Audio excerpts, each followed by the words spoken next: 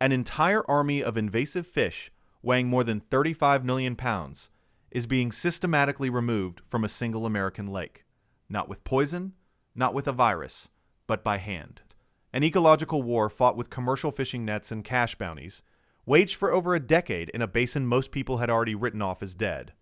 As of this year, Utah Lake, the largest freshwater body in the state, is the site of one of the most aggressive invasive species battles in the American West. Billions of common carp are being hunted to extinction. And the strangest part of this story is not that the war is being won. It is the reason it started in the first place, and the far greater threat that is now emerging in its wake. It began with a single species of fish found nowhere else on Earth. A fish on the absolute brink of oblivion. To understand what is happening, you have to understand the survivor and the invader. The survivor is the June sucker Chasmistis laureus. It is an evolutionary oddity. Instead of a downward-pointing mouth for bottom feeding, its mouth faces forward, designed to filter microscopic zooplankton from the middle of the water column. For millennia, it thrived only here. The invader is the common carp, Cyprinus carpio. Introduced in the 1880s to bolster a fishery collapsing from overharvesting, it found a paradise. By the late 20th century, carp accounted for over 90% of all fish biomass in Utah Lake. An ecological monopoly. But here's the detail that tells the real story. Russ Franklin, a biologist with the Central Utah Water Conservancy District, calls the carp the feral pigs of the water world. Like wild boars, they violently root through the earth for food. In a shallow lake just 9 feet deep on average, this is catastrophic. They ripped up the native aquatic vegetation that once anchored the lake bed, turning clear water into a turbid mess. The plants acted as a living filter. Without them, the phosphorus trapped in the sediment was continuously churned back into the water, providing a feast for an entirely different plague: algae. By the late 1990s, the June sucker population had collapsed to as few as 300 individuals. In April 1986, it was officially listed as an endangered species. The feral pigs had eaten its world. The response was a coalition unlike any other. The June Sucker Recovery Implementation Program, or JSRIP, brought together state, federal, and local agencies with a single impossible-sounding goal: save the sucker by killing the carp, on a scale never before attempted. The program began in earnest in 2009. This was not sport fishing. JSRP hired commercial fishing crews, the kind that normally harvest fish for market, to do the opposite, to conduct a mass extermination. For more than a decade, massive seine netting boats have dragged the bottom of Utah Lake, corralling thousands of carp at a time. The numbers are staggering. Over 29 million pounds, with some estimates reaching 35 million, have been physically hauled out of the water. 35 million pounds of thrashing, invasive life, turned into fertilizer and fish meal. The total carp population has been reduced by an estimated 80%. The result was immediate and profound. With the aquatic bulldozers gone, the lake's native vegetation, the underwater meadows of pondweed, began to creep back. For the first time in a century, sunlight could penetrate deeper into the water. The water clarity improved dramatically. And the June sucker, its habitat slowly returning, staged a miraculous comeback. Hatcheries had been raising them for years, but now the fish they released into the wild could actually survive. They could spawn. In 2020, biologists counted over 3,500 spawning fish in the Provo River, the lake's primary tributary. It was a population explosion. In January 2021, the U.S. Fish and Wildlife Service officially downlisted the June sucker from endangered to threatened. It was pulled back from the void. Now here is the part nobody is putting on the news. The war is not over. It has simply changed tactics. The remaining carp are smarter, harder to catch with large nets.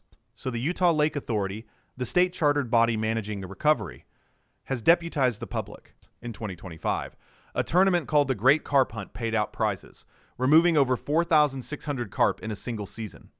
By the spring of 2026, that evolved into a direct bounty.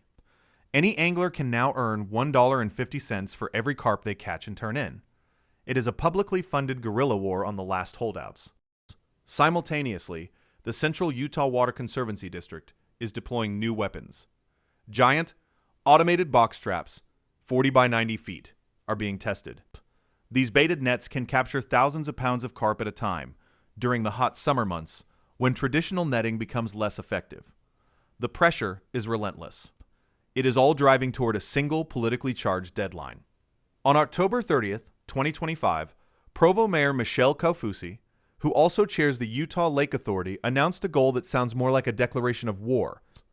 She wants Utah Lake to be completely carp-free by the night of the opening ceremonies of the 2034 Winter Olympics in Salt Lake City. The world's eyes will be on Utah. And the mayor wants to show them a restored lake, not a cautionary tale. They eat all the plants, they eat all the other fish, Kaufusi stated. They're just horrible. The clock is now ticking. Zoom out, and the victory against the carp reveals a much more complicated and dangerous battlefield. For decades, the carp were the convenient villain. They were a visible, tangible enemy. Blaming them for the lake's problems was easy. But their removal has peeled back a layer, exposing a deeper, more systemic sickness. Utah Lake is naturally hyper-eutrophic. That is the scientific term for a body of water rich in nutrients, like nitrogen and phosphorus. It is also incredibly shallow, a huge 95,000-acre basin with an average depth of just 10 feet. This combination makes it uniquely vulnerable. Strong winds can easily stir the silty bottom, kicking sediment and nutrients up into the water column. The lake's iconic murky brown appearance is not necessarily a sign of toxic pollution. In a strange way, it is a defense mechanism. That turbidity acts as a natural sunscreen, blocking UV light from penetrating deep into the water. Without it, the real monster in the lake would grow unchecked: cyanobacteria. This is the part the headlines do not capture. While the war on carp was being won, the war on nutrients was being lost. The Provo-Orem metropolitan area, which hugs the eastern shore of the lake, is one of the fastest-growing urban zones in the United States. Its population surged past 875,000 people in 2025. All of those people produce wastewater, and even after being treated, that water is loaded with phosphorus. A recent study found that the area's wastewater treatment plants contribute a staggering 76% of the total phosphate load flowing into Utah Lake, despite making up just 8% of the lake's total water inflow. It is a fire hose of fertilizer aimed directly at a vulnerable ecosystem. The carp used to stir up old phosphorus from the lake bed. Now, a torrent of new phosphorus is being piped in every single day. The consequences are predictable. On July 28, 2025, Utah Lake was smothered by a massive, lake-wide harmful algal bloom, or HAB. State health officials issued advisories warning the public to avoid swimming or even wading in the water. The blooms, fueled by high nutrient levels and warm summer temperatures, can produce dangerous cyanotoxins. Luke Peterson, the executive director of the Utah Lake Authority, frames it as a seasonal hazard much like avalanche season in ski country.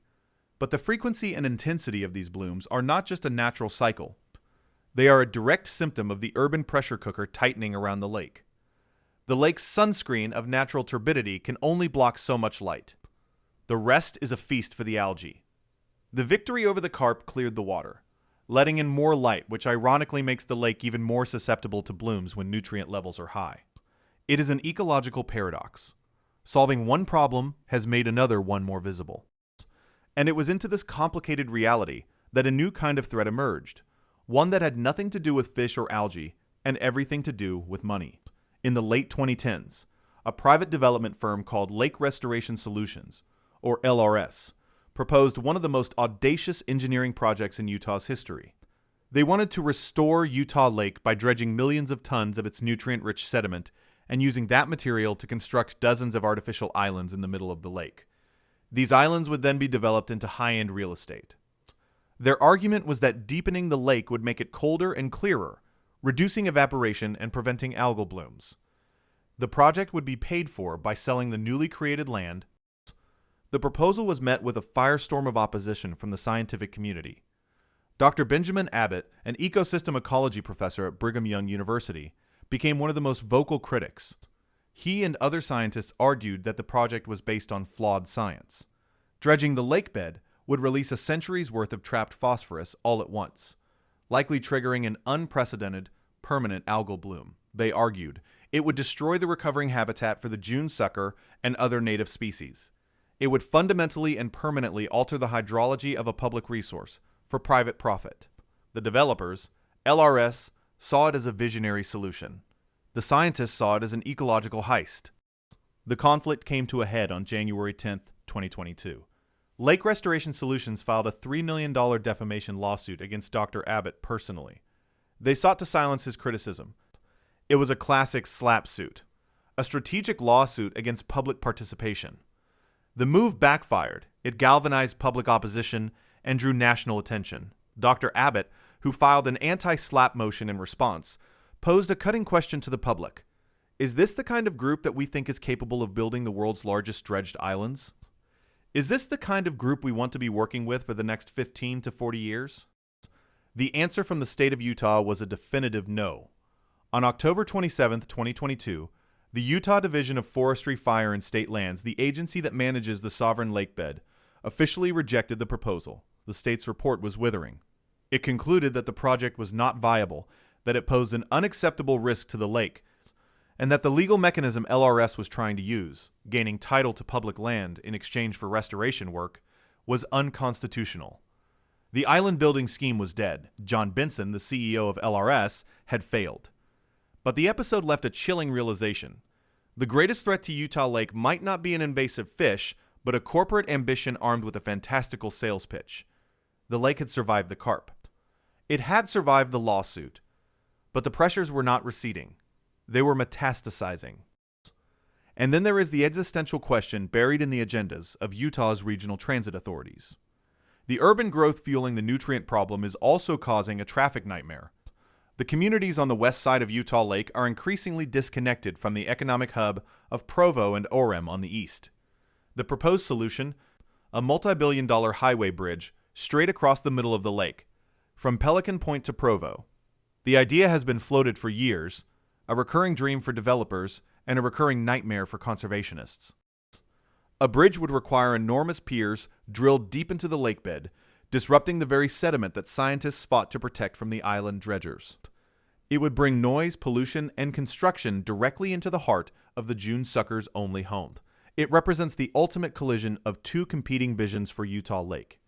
Is it a unique, fragile ecosystem in need of careful science-based restoration? Or is it simply empty space, a geographic inconvenience to be paved over in the name of a 15-minute commute? Organizations like Conserve Utah Valley have campaigned heavily against it, arguing it would erase decades of painful recovery work overnight. The project is not funded yet, but like the carp, it refuses to go away. It lingers as a constant looming threat over every dollar spent on restoration. The lake itself seems to be responding to the help it has received. With the carp population decimated and the island proposal defeated, signs of a renaissance are everywhere. In June of 2026, local news outlets reported a boom in recreation. Marinas that were once quiet are now bustling with paddleboarders, kayakers, and fishing boats. The water, while still murky by mountain stream standards, is clearer than it has been in living memory. The return of submerged vegetation has created new nurseries for bass and other sport fish, and anglers report that the fish are healthy and excellent to eat. The recovery efforts are branching out from the main lake body. The Provo River Delta, where the river meets the lake, is the site of a massive restoration project designed specifically to create sheltered habitat for newly hatched June sucker larvae, giving them a place to grow before facing the open water. Further north, the Wakara Way project is working to restore vital wetlands around Powell Slough, a critical habitat for the Columbia spotted frog and dozens of bird species. The invasive phragmites, a water-guzzling reed that chokes the shoreline, are being systematically removed and replaced with native plants. Money is flowing in. In March 2026, Utah County Commissioner Skylar Beltran helped champion a $7.7 million federal funding package for the lake. That money is being split between a new $4 million Research and Nature Center, $2.5 million for public trails, and another $1.2 million to keep funding the war on invasive species. In June 2026, the state's species protection account allocated another $150,000 specifically for a single purpose: removing more carp to protect the June sucker. It feels like a turning point, a moment of real, tangible hope. The lake is breathing again, but every positive development is shadowed by the larger, unresolved pressures. For every acre of wetland restored, thousands more people move into the watershed, adding to the phosphorus load. For every pound of carp removed, the idea of a 4-lane highway across the water gains a little more traction in planning documents. The victory over the carp has given Utah Lake a second chance. It did not solve its problems. It only revealed what they truly are. The story of Utah Lake is no longer about a simple battle between a good fish and a bad fish. It is about a complex, interconnected system under accelerating stress. The lake's past was defined by a biological invasion that took a century to reverse.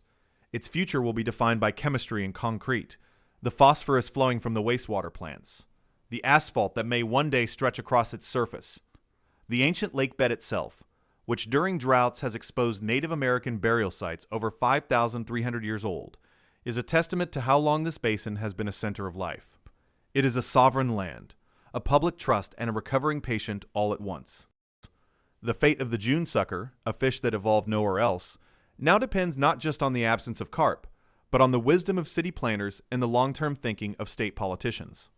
The race against the 2034 Olympic deadline has focused incredible energy on the carp problem, but the real finish line is much further away, and the course is far more treacherous. Beating the carp was a sprint, balancing the needs of a booming metropolis with the survival of a fragile ecosystem is a marathon with no end in sight. The lake has been pulled back from the brink, but the edge is closer than it appears. So, 3 questions hang over the valley tonight.